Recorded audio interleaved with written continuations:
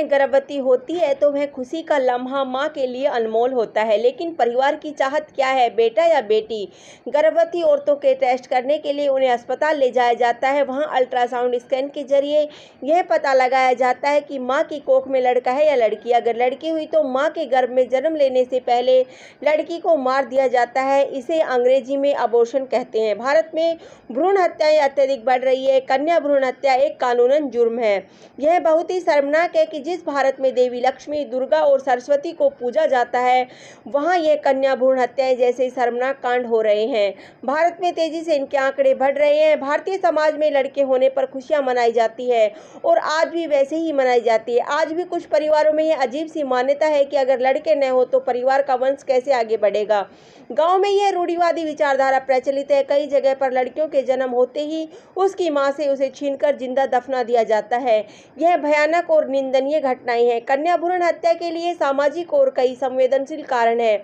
अभी वक्त बदल गया है। आजकल परिवारों में बेटियों के आने पर ज्यादा खुशियां मनाई जाती है और कुछ लोग बेटियों को गोद लेकर उन्हें प्यार से बड़ा भी कर रहे हैं, पर कुछ परिवारों में यह पौराणिक सोच आज भी जारी है। कुछ कारण है जिसकी वजह से कुछ परिवार बेटियां नहीं चाहते हैं। माँ बाप बेटियां इसलिए नहीं चाहते क्योंकि उसकी शादी होने पर उन्हें लाखों रुपए दहेज में देने पड़ेंगे। दहेज देना और लेना कानूनन अपराध है। कुछ लोगों को यह लगता है कि लड़के पैसा कमा सकते हैं और परिवार का पेट पाल सकते हैं। लड़कियों को शादी करके पराया हो जाना है। लड़की के जन्म लेने से उन्हें फायदा या नुकसान होगा, इसकी चिंता में पड़ जाते हैं। लड़की विवाह करके दूसरा घर बसा लेगी, इसमें उनका क्या फायदा। समाज में ऐसी सोच वाले लोगों की हम कड़े शब्दों में निंदा करते हैं।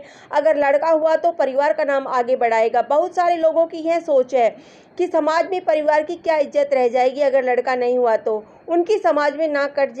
अब क्या करें इन लोगों की सोच का जो पीढ़ियों से चली आ रही है। इसीलिए कन्या भ्रूण हत्याएं जैसी शर्मनाक घटनाओं को अंजाम दे रही है।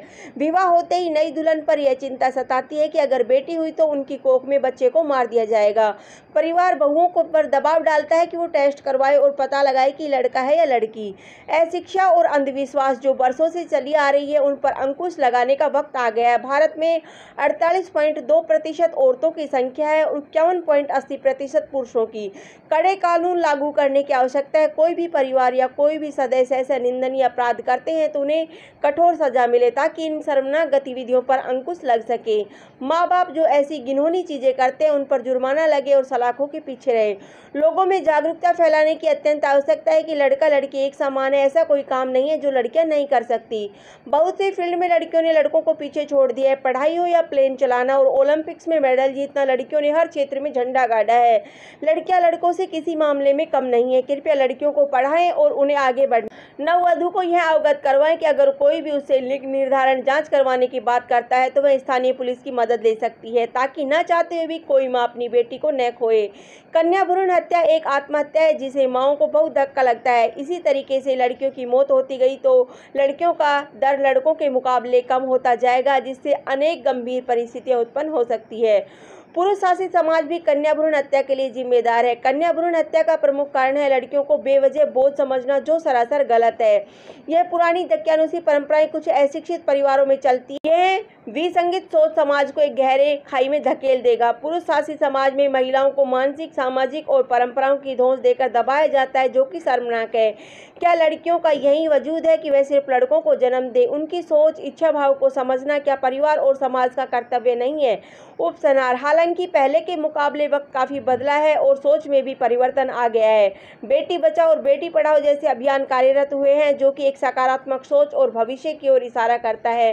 कई संस्थान, एनजीओज लड़कियों को बचाने, पढ़ाने और आत्मनिर्भर करने के लिए सुझाव दे रही है और उन्हें आत्मनिर्भर बनाने की हर संभव कोशिश कर रही है। जिन अस्पताल में डॉक्टर्स घिनौने अपराध कर रही है उन पर मुकदमा चलाया जा रहा है और कड़े नियम कानून लागू किए हैं, जो कि फिर से एक सकारात्मक समाज के गठन की ओर इशारा कर रहा है।